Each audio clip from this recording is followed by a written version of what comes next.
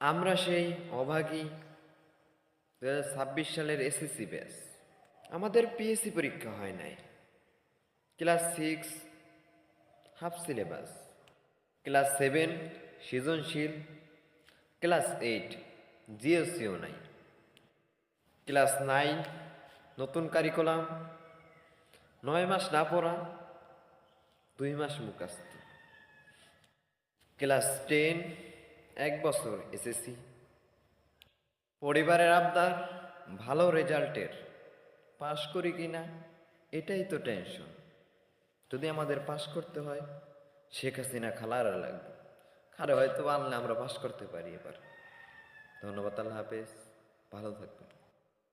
এরকম ভিডিও পেতে আমার পেজটা ফলো দিয়ে রাখবেন। ধন্যবাদ, আল্লাহ হাফেজ।